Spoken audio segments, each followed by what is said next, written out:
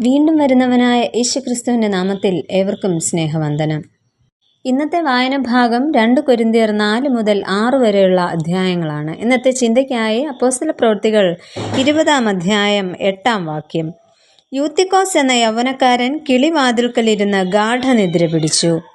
ക്രിസ്തീയ ശുശ്രൂഷ പ്രതികൂലതകളിലൂടെയും പ്രതിസന്ധികളിലൂടെയും ഉള്ള യാത്രയാണ് എന്ന് ക്രിസ്തു സഭയിലെ അതുല്യ മിഷണറിയായ പൗലോസ് അപ്പോസ്തലന്റെ ജീവിതം നമ്മെ ഓർമ്മപ്പെടുത്തുന്നു. അപ്പോസ്തല പ്രവൃത്തികൾ 20-ാം അധ്യായം പൗലോസിന്റെ 3-ാം മിഷണറി യാത്രയെക്കുറിച്ച് വിവരിക്കുന്ന അധ്യായമാണ്. എന്നാൽ ഇതിൻ്റെ 1 മുതൽ 6 വരെയുള്ള വാക്യങ്ങളിൽ എഫെസോസിൽ നിന്ന് ത്രോവാസിലേക്കുള്ള യാത്രയും 7 മുതൽ 38 വരെയുള്ള വാക്യങ്ങളിൽ ത്രോവാസ് വെച്ചുള്ള പൗലോസിൻ്റെ വിടവാങ്ങൽ പ്രസംഗവും രേഖപ്പെടുത്തിയിരിക്കുന്നു. എന്നാൽ ഈ പ്രസംഗത്തിനിടയിലാണ് യൂത്തിക്കോസ് എന്ന യൗവനക്കാരൻ ശ്രദ്ധേയനാകുന്നത്. യൂത്തിക്കോസിന്റെ ജീവിതത്തിൽ എന്ത് സംഭവിച്ചു എന്ന് നമുക്ക് നോക്കാം. ഒന്നാമതായിട്ട് ദൈവത്തിൻ്റെ കരുണ യൂത്തിക്കോസിന്റെ ജീവിതത്തിൽ നമുക്ക് ദർശിക്കാം. ആഴ്ചവട്ടത്തിന്റെ 1-ാം നാളിൽ അപ്പം നുറുക്കുവാനായി വിശ്വാസികൾ കൂടി വന്നപ്പോൾ പൗലോസ് അപ്പോസ്തലൻ അവരോട് ദീർഘമായി പ്രസംഗിക്കുന്നു. പാതിരാ വരെയും ആ പ്രസംഗം നീണ്ടുപോയി എന്ന തിരുവചനത്തിൽ നിന്നും നാം വായിക്കുന്നു. ഈ യോഗം നടക്കുന്നത് വളരെ വലിയ ഒരു മാളിക മുറിയിലായിരുന്നു എന്ന് കാണുവാനായിട്ട് കഴിയും. മാത്രമല്ല, ഞങ്ങൾ കൂടിയിരുന്ന മാളികയിൽ വളരെ വിളക്ക് ഉണ്ടായിരുന്നു എന്ന് അവിടെ നമുക്ക് വായിക്കുവാൻ സാധിക്കുന്നു. ഇതിന് മധ്യത്തിലാണ് ജനൽപ്പടിയിലിരുന്ന യൂത്തിക്കോസ് ഗാഠ നിദ്രയിലാകുന്നത്. ഇവിടെ അപ്പോസ്തല പ്രവൃത്തികൾ 20-ാം അധ്യായം 9-ാം വാക്യത്തിൽ ഇപ്രകാരം പറയുന്നു: പൗലോസ് വളരെ നേരം സംഭാഷിക്കയാൽ നിദ്രാവശനായി 3-ാം തട്ടിൽ നിന്നും താഴെ വീണു എന്ന് പറയുന്നു. പൗലോസ് വളരെ നേരം സംഭാഷിക്കയാൽ നിദ്രാവശനായി 3-ാം തട്ടിൽ നിന്നും താഴേക്ക് വീണു, അവനെ മരിച്ചവനായി എടുത്തുകൊണ്ടുവന്നു എന്ന് പറയുന്നു. ഇവിടെ ദൈവത്തിൻ്റെ കരുണ യൂത്തിക്കോസിലേക്ക് പ്രവഹിക്കുന്നതായിട്ട് നമുക്ക് കാണാം. യുവത്വത്തിലേക്ക് നീങ്ങുന്ന യൂത്തിക്കോസ് ആരാധന അനുഭവങ്ങളോട് ചേർന്ന് നിൽക്കുന്നു.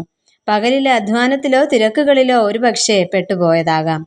എന്നാൽ ആത്മീയമായ ഉൾക്കാഴ്ചയിൽ സംഭവിച്ചുപോയ ചില പാകപ്പിഴകളും ആയിരിക്കാം. എന്നാൽ ദൈവകൃപ അഥവാ ദൈവത്തിൻ്റെ കരുണ അനുഭവിക്കുവാനായിട്ട് യൂത്തിക്കോസിന് സാധിക്കുന്നു.